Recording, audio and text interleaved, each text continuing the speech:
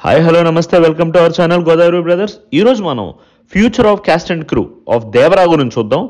ఎన్టీఆర్ గారు కావచ్చు, శివ కావచ్చు, అనిరుద్ కావచ్చు, జాహ్నవి కావచ్చు, వాళ్ళ ఫ్యూచర్ ఎలా ఉండబోతుంది, దేవరా హిట్ అయితే ఎలా ఉంటుంది, దేవరా ఫ్లాప్ అయితే ఎలా ఉంటుంది. ఫస్ట్ ఎన్టీఆర్ గారితో స్టార్ట్ చేద్దాం.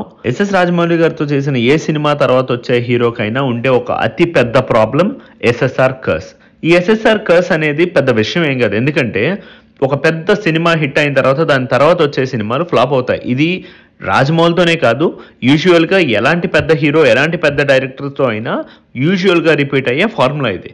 కానీ రాజమౌళితో చేసిన తర్వాత టాలీవుడ్లో మన వాళ్ళకి పెద్ద హిట్లు రాలే, కానీ అదే రిఫ్లెక్షన్ బాలీవుడ్లో జరిగిందని మనం చెప్పలేము. ఎందుకంటే ప్రభాస్ బాహుబలి తర్వాత చేసిన సాహో అనే సినిమా తెలుగులో ఎక్స్పెక్టేషన్స్ వలన హిట్ అవ్వకపోవచ్చు, కానీ బాలీవుడ్లో ఒక రేంజ్లో ఆడింది. అంతేకాకుండా బాలీవుడ్ పాన్ ఇండియన్ మోడల్గా ఎవరైతే ఎదగాలనుకుంటున్నారో వాళ్ళకి అంత ఈజీ కాదు ఇన్ జనరల్గా మామూలు సినిమాలు తీసి ఆ లెవెల్కి వెళ్ళడం. సో ఎన్టీఆర్ అరవింద సమేత అనే cinema solo release 6 years back చేశారు. దాని తర్వాత 3 years ముందు వచ్చిన RRR వచ్చింది, కానీ దాని తర్వాత ఆయనది ఒక్క రిలీజ్ కూడా రాలే. ఎట్ ద సేమ్ టైం ఈ సినిమా ఈయన లైఫ్లో ఎలా రిఫ్లెక్ట్ అవుతుందంటే, ఈయన ఇంతకుముందు చేసిన సింహాద్రి కావచ్చు, దాని తర్వాత వచ్చిన యమదొంగ కావచ్చు, దాని తర్వాత వచ్చిన సినిమాలు ఎలా ఫ్లాప్ అయ్యాయో మనం చూసాం. అంతేకాకుండా ఒకవేళ ఈయన హీరోగా చేసిన లాస్ట్ కొన్ని సినిమాలు చూస్తే most of the cinemas flop డైరెక్టర్స్తోనే చేశారు. అంటే అజ్ఞాతవాసి సినిమా ఫ్లాప్ అయిన తర్వాత త్రివిక్రమ్తో చేశారు, నేను ఒక్కడనే ఫ్లాప్ అయిన తర్వాత సుకుమార్తో చేశారు. అలాగా వన్ ఆన్ అదర్ వే ఆయన చేసిన సినిమాలు కూడా ఫ్లాప్ డైరెక్టర్స్తోనే చేశారు. అంతేకాకుండా even right now Koratala Shiva కూడా ఆచార్య అనే బ్లండర్ బిగ్గెస్ట్ ఫ్లాప్ తీసిన తర్వాతే ఆయనతో ఈ సినిమా చేస్తున్నారు. సో రాజమౌళి కర్స్ ఒకలా ఉంటే ఎన్టీఆర్ విల్ పవర్ ఇంకొకలా ఉంది. సో మేబీ దేవరా హిట్ అయ్యే ఛాన్సెస్ ఈ రూల్స్ అండ్ రెగ్యులేషన్స్ ప్రకారం ఉన్నాయి, కానీ ఈ రూల్స్ అండ్ రెగ్యులేషన్స్ ప్రకారం పెట్టుకున్న సినిమా చూస్తే దాన్ని మూర్ఖత్వం అంటారు. ఎందుకంటే సినిమాకి కావాల్సింది స్టోరీ, స్క్రీన్ ప్లే, వాటిలన్నిటికన్నా మించిన డైరెక్షన్, కథాబలం. సో ఇవన్నీ లేకుండా సినిమా మనం ఎంత బాగా చేసినా అది ఆడదు. ఎన్టీఆర్కి ఈ ఫ్యూచర్ బాగుండాలి అంటే దేవరా హిట్ అయితే ఆయనకి పాన్ ఇండియా లెవెల్లో స్టార్డమ్ వచ్చే ఛాన్సెస్ ఉన్నాయి. ఎందుకంటే ఆయన ఇంతకు ముందు తీసిన ఏవైతే సినిమాలు ఉన్నాయో అవేవి పాన్ ఇండియన్ లెవెల్కి లేవు. RRR వచ్చింది, కానీ RRR ఒక సినిమా వల్ల ఆయన పాన్ ఇండియాలో మొత్తం ఫిక్స్ అయిపోతాడని మనం చెప్పలేం. సో దేవరా నార్త్ బెల్ట్లో బాగా ఆడితే అప్పుడు ఆయనకి నార్త్ బెల్ట్లో కూడా హిట్ అయ్యే ఛాన్సెస్ చాలా ఉన్నాయి. సెకండ్ కొరటాల శివకి ఇది డూ ఆర్ డై అనే చెప్పాలి. ఎందుకంటే ఒక హీరో ఎన్ని ఫ్లాప్స్ తీసినా ఫ్యాన్స్ వెనకాల వెళ్ళిపోతారు, కానీ ఒక డైరెక్టర్ ఫ్లాప్స్ తీస్తే ఆయన్ని మొత్తానికి క్లోజ్ చేసేస్తారు. ఇంత పెద్ద ఫ్లాప్ తీసినా ఖచ్చితంగా కంబ్యాక్ ఇచ్చిన డైరెక్టర్స్ చాలామంది ఉన్నారు, కానీ కొరటాల శివ సిచ్యువేషన్ వచ్చేసరికి ఆయన ఇంతకు ముందు తీసిన ఇండస్ట్రీ హిట్స్ అన్నింటినీ పక్కన పాడేసి ఒక్క ఆచార్య అనే ఒకే ఒక్క సినిమా వలన ఆయన్ని అత్తపాతాలనికి తొక్కేశారు. సో అక్కడ నుంచి ఆయన బయటకు రావాలంటే ఆయనకున్న ఒకే ఒక్క హోప్ ఎన్టీఆర్ సినిమా. ఒకవేళ ఈ సినిమా ఫ్లాప్ అయితే దీని తర్వాత ఆయన ఫ్యూచర్ ఎలా ఉంటుందో ఎవ్వరూ చెప్పలేము. ఎందుకంటే అసలే మన ఇండస్ట్రీ ఎలాంటిదంటే ఓన్లీ హిట్ డైరెక్టర్లు వెనకాల, హిట్ ప్రొడ్యూసర్లు వెనకాల, హిట్ మ్యూజిక్ డైరెక్టర్లు వెనకాల పరిగెట్టేది. ఎన్నో గొప్ప సినిమాలు తీసిన మణిశర్మని ఈ మధ్యన ఒక్క సినిమాలో కూడా మనం చూడలేకపోతున్నాం అంటే దానికి అస్సలు కారణం ఇది. సో ఇవన్నీ మనం ఒక సైడ్ ఆలోచించుకుంటే, రెండో సైడ్ వచ్చేసి కొరటాల రైటింగ్. కొరటాల ఇంతకుముందు సినిమాలన్నీ మనం చూసుకుంటే ఆయనవన్నీ స్లో పేస్డ్ నెరేషన్. జనతా గ్యారేజ్లో కూడా అంత యాక్షన్ సినిమాలో కూడా హీరో అనేది ఒక సటిల్డ్ వే ఆఫ్ యాక్టింగ్లోనే ఉంటారు.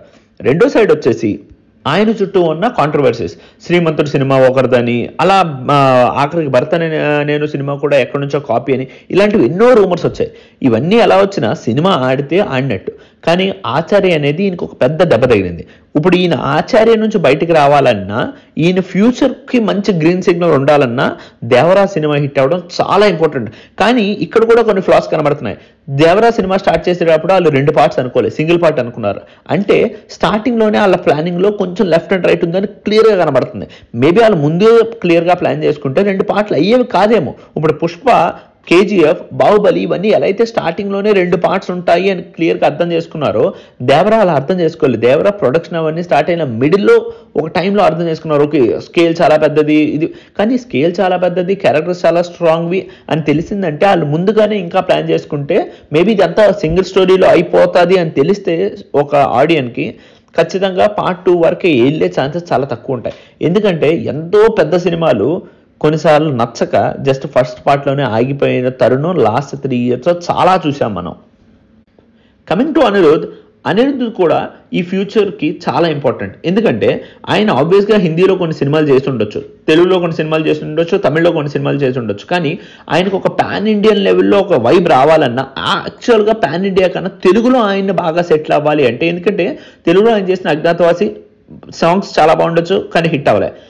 జెర్సీ సినిమా పాటలు బాగుండొచ్చు కానీ జెర్సీ కల్ట్ మూవీగా తెలుగులో మాత్రమే ఉన్నది. అంతేకాకుండా ఇది హీరో ఓరియంటెడ్, హీరో సెలబ్రేటెడ్ డైరెక్టర్కి పడిన సినిమా కాదు. సో ఖచ్చితంగా మనం నిజంగా ఒప్పుకోవాలి. కాబట్టి ఇప్పుడు ఈ దేవరా కానీ ఆయనకి గట్టిగా పడితే దీని తర్వాత ఖచ్చితంగా ఇప్పుడు జైలర్ కావచ్చు, విజయ్ సినిమాలు ఎలా అయితే తమిళ్లో ఆడుతున్నాయో అలాగా మన తెలుగు సినిమాల్లో ఏదైతే కోర్ హాట్ హీరో టాపిక్స్ ఉంటాయో అలాంటి అన్ని హీరో మూవీస్కి మోస్ట్లీ తమన్, దేవిశ్రీ ప్రసాద్ని ఇంతకుముందు ఎలా కన్సిడర్ చేసేవారో ఆ లెవెల్లో ఖచ్చితంగా అనిరుద్ధ్ దిగిపోతాడని చెప్పడంలో అసలు అతిశయోక్తి లేదు. కానీ ఈ సినిమాకి ఆల్రెడీ ఆయన మీద కొన్ని నెగిటివిటీస్ అయితే ఉన్నాయి. ఖచ్చితంగా ఒక చుట్టమల్లే ఆ పాటలో కొన్ని హిట్ అయినా కొన్ని సీన్స్, కొన్ని పాటలు ఆల్రెడీ అక్కడ నుంచో లేపేశారు. ఆయన ఇంతకుముందు చేసిన డాక్టర్ సినిమా కావచ్చు, ఇలాంటి కొన్ని సినిమాల నుంచి రిఫ్లెక్షన్స్ ఉన్నాయని ఇంటర్నెట్లో చక్కర్లు అయితే కొడుతూనే ఉంది. Coming to one more persons future, Jahnavi Kapoor. Jahnavi Kapoor అనగానే ఎంత కాదనుకున్నా మనకి ఫస్ట్ మైండ్లోకి వచ్చేది వాళ్ళ మదర్ శ్రీదేవి గారు. శ్రీదేవి గారి లెగసీ ఆవిడ కంటిన్యూ చేయడానికి నార్త్లో ఆవిడ ఎంత ట్రై చేసినా ఆవిడకున్న మోర్ కోర్ బలం అంతా వచ్చేసి సౌత్. అందులోని తెలుగు అండ్ తమిళ్లో శ్రీదేవి గారు అంటే అపారమైన గౌరవం, at the same time fan following అయితే హ్యూజ్గా ఉంటుంది. ఈవెన్ ఆవిడ ఇప్పుడు ఇక్కడ లేకపోయినా ఆవిడ మీద ఉన్న ఆ ప్రెషర్ ఏదైతే ఉండేదో గొప్ప నటి అనేది, అది డైరెక్ట్గా వాళ్ళ కూతురు మీద రిఫ్లెక్ట్ అవ్వడంలో ఛాన్సే లేదు. ఎందుకంటే మనం ఎన్ని మాట్లాడినా మనం ఇంకా నెపోటిజం గురించి మాత్రమే సినిమాలు చూడడానికి ఎక్కువ ఇష్టపడతాం. కాబట్టి జాహ్నవి కపూర్ ఎలా అయితే హిందీలోని చాలా వేరియస్ రోల్స్, వేరియస్ సినిమాస్, చిన్న సినిమా కావచ్చు, పెద్ద సినిమా కావచ్చు, కొత్త హీరో కావచ్చు, పాత హీరో కావచ్చు, ఇలా అందరితో చేస్తుందో అలాగే ఇప్పుడు సౌత్లో కూడా ఆవిడికి పెద్దగా మూవ్ అవ్వాలంటే ఆవిడికి ఉన్న పెద్ద బిగ్గెస్ట్ స్టెప్ దేవరా మూవీ.